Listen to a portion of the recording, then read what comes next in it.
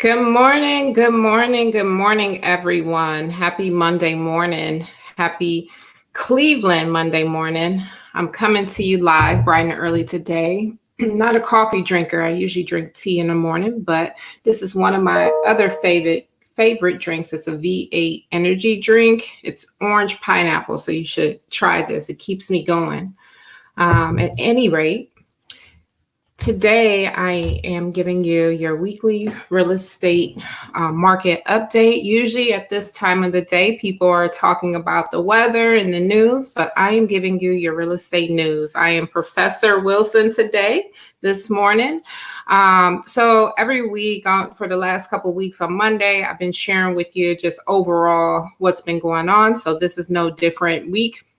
So, I'm going to look at the numbers so far where we're at in May as we're getting through this COVID-19.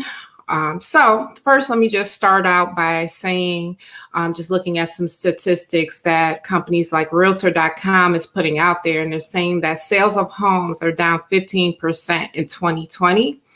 And then the forecast originally was for home prices to increase and go up. We were starting to see that increase in the housing market from last year to this year starting to go up, where owners were gaining more equity in their home. And so far, based on 2020 numbers, when COVID-19 hit, we saw those numbers start to go down. So actually, they're down about 11% right now. I did put together some numbers over the weekend where I was looking city by city. And I would say overall, where we ended in the month of April, I thought that it was going to definitely completely tank. But looking at the April numbers, it actually was not too bad. Now, we'll see where we make out for May, but the April numbers came in pretty strong in comparison to last year's April numbers. Now, we should have seen some increase, but given where we were at with everything, we actually worked out really well. So one of the problems is baby boomers are not selling their homes. So there's causing an inventory situation. A lot of millennials are ready to buy, but because there's no inventory out there, the market is kind of frozen in that sense. And so we need for baby boomers, the people, and new construction to happen so people can kind of move through the system and be able to find homes. So because of that, we are seeing an increase in the price point. Sellers are getting what they're asking because of the low inventory numbers. The overall global market is a little bit unstable because there is a lot of uncertainty with COVID-19. So you've probably heard in the news, a lot of lenders, they're increasing their required credit scores, going from like 670, 680, and in some cases 700. So because the market is kind of fluctuated, interest rates are still really good right now. They're projecting for them to drop even more below the 3 point to kind of kickstart the economy, but we're not there yet. But as of today, we're still in the low 3, so it's definitely a good time to buy or refinance your house if you haven't done so. Something else to remember that definitely impacts the housing market is that this is an election year. Usually when there's an election year, people are uncertain. It becomes an uncertain time for them. They don't know if it's going to be a Republican or Democrat to win, the office. And so when there's a Republican and or Democrat in the office, they put in certain legislation that affects maybe your work, how much pay you can earn, and different things like that. So people tend to sit a little more still or steady and want to take a more wait and see approach.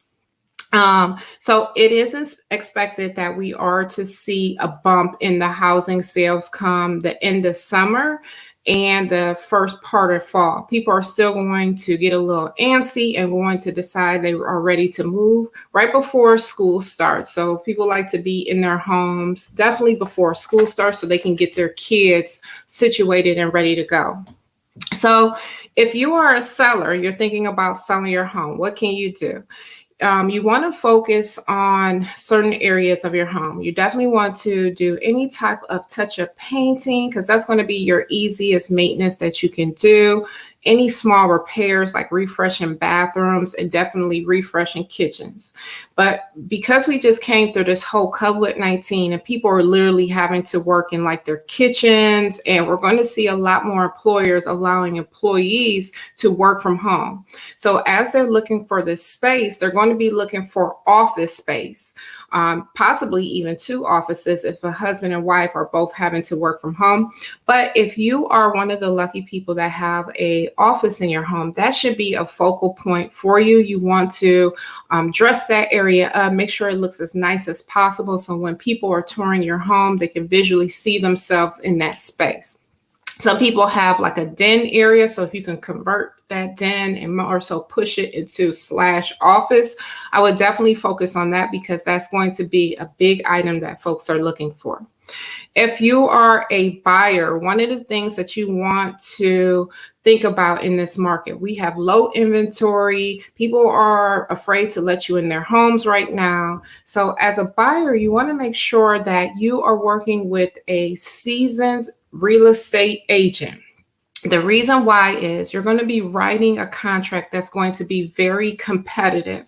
There's going to be a lot of other buyers in the market. So you want a full-time agent. The reason you want a full-time agent is because homes are limited inventory. Homes are popping on the market. So you want to make sure that your agent is full-time so that if you need to go first thing to see this new listing on the market, whether it's 10 a.m., 9 a.m. in the morning, or 7 p.m. at night, that your real estate agent can accommodate you. We are just at that type of market that you cannot wait. Like, okay, I'm going to wait until this weekend. It's Wednesday. I'm going to wait till Saturday or Sunday to see the house. That's not going to work. We are seeing homes go too quick for you to take that long to see the home. So you want that, make sure that your agent is working as a full-time agent. Secondly, you want to make sure that they are seasoned and know how to write the offer. Some of the agents you're saying, okay, you need closing costs. So they're requesting for the seller to cover your closing costs. Well, the problem is if you're going in, so usually the max, if you're going FHA, is about 6% is what they can ask for. So that's 6% of closing costs. If you go in and write a contract at that full 6%, depending on the price point of the home, that can absolutely kill a deal. So you need a seasoned agent to help you write a deal that's going to win, that's going to look better than any other offer that's being presented to them. So that's definitely something you want to think about. Full-time agent, flexible with their time, and passionate and knowledgeable about the business. So I want to take a look at the numbers. I'm going to show you, I'm going to share my screen here. I'm going to show you last week where we were at within the numbers. And then I am going to show you where we're at this week. Okay. So last week, this is kind of where we were at. We looked at April by the numbers. We were at average sale price $181,844. Total number of home sales was 1,454. New listings was 1,734, and average days on market was 56. So now I'm looking at May, and this is going to be through May 17th of yesterday. I ran these numbers. And so the number of sales is 329. And we're at 199,830. And number of new listings is 563. And average days on the market is 54. So that's where we're at with that. So one of the other things that I really want to kind of focus on is a neighborhood, and just kind of go through here and share some information about different neighborhoods. And each week I'll pick a different city to kind of discuss and highlight and kind of let you know what's going on. I work with a lot of people that are relocating here, unfamiliar with the area. And quite frankly, I work with a lot of people that are living on the west side that are moving to the east side, or east side moving to the west side, and they're trying to understand these areas a little better. So then the neighborhood that I'm talking about and sharing about today is Shaker Heights. Okay. So Shaker Heights has a lot of historical homes.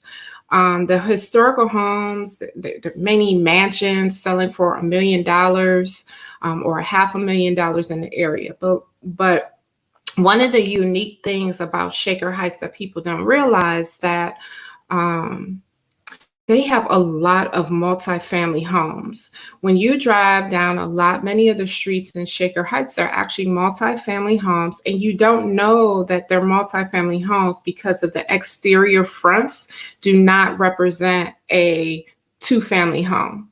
So these homes were designed to look and style and hold prestige of the community, but the neighborhood has a really high tax base. So my conclusion on this at a certain point with all of the mansions bringing is causing this high tax base, these multifamily homes were put in place so families can afford to live in the area. So in these multifamily homes, those top units is actually like 3 levels. So typically that second and third floor is often rented together or separately. So some of them could be a 3-family home. But typically when that second and third floor is rented together, you can look for rents $1,100, $1,200. I've even seen the rents go as high as $1,500 on that second and third level. And then on that first floor, it usually can rent anywhere between like $750, $800, depending on how much space is on that first floor. Definitely depends on how much you can charge for the rent there. So this is definitely a unique opportunity. I definitely think if you are a first-time home buyer, this is definitely a good option for you because you could literally live in one unit. So imagine living on that first floor and then renting that upper unit for $1,200 and $1,500. So Shaker Heights taxes are very high. So that is something to think about when you're looking at these homes and make sure you're finding a home that kind of fits in the numbers and budgets. So some of the things that make the area a really great place to live is that Shaker Square area. Shaker Square has lots of local mom and pop shops, lots of restaurants, and then during the summertime, they offer lots of festivals in the area. Those festivals range from like the Garlic Festival or just all kind of like community events that makes it a really great place to be. You do have the Rapid Station, which is our train station that kind of runs through the middle of the city that you can jump on, park and jump on and take a ride to downtown Cleveland, right into the Tower City area or Public Square area of Cleveland. So that's really nice if you live in the area and you work downtown because you can just jump on the train, jump on a train and take it in. Or if you have kids, it always makes for a great opportunity an experience for your kids to jump on the train, giving them that feel like they are in New York or something. So that's definitely fun to do. Our traffic here in Cleveland is not that bad, so public transportation is not always the best. Obviously, the train makes it a lot better, but because our traffic is not as bad like we see in other major cities, a lot of more people drive into the city if they need to. We also have in Shaker Heights, it's the new Van Aken district. That Van Aken district is awesome. One of my favorite places to stop over there is Mitchell's Ice Cream. I love it. Mitchell's Ice Cream. If you have not been there, you definitely have to try it out. They are a local brand. Their main location where they make all the ice cream is on West 25th in Cleveland, right by the market center, the farmers market down there. So it's definitely a great treat. There's a lots of restaurants over there too. They have more larger brands in that area. One of the interesting points that people probably don't realize is in Shaker Heights, they only have one fast food restaurant, where we see in a lot of other communities where there's McDonald's, Wendy's, KFC, whatever it is. In Shaker Heights, they actually only have a Wendy's in terms of fast food. And actually, the community does not want any fast food places in there. It's just something that they've stuck onto, they went with, they did not fold. Another favorite place that I love, if you love pizza and wings, is Touch of Italy. It's one of our favorite. My husband and I, we frequent there all the time. We like to try out their pizza, and we definitely love their wings there. So if you're in the area, you definitely want to try that out. So a couple other things to do in Shaker Heights. There is the new Shaker Climbs, which is a rock wall climbing space where you can go, you can bring the family, you can have fun. There is an indoor ice skating rink there in Shaker Heights that you can explore and take the family to. So in terms of real estate, I checked yesterday, and there's currently about 125 homes on the market for sale.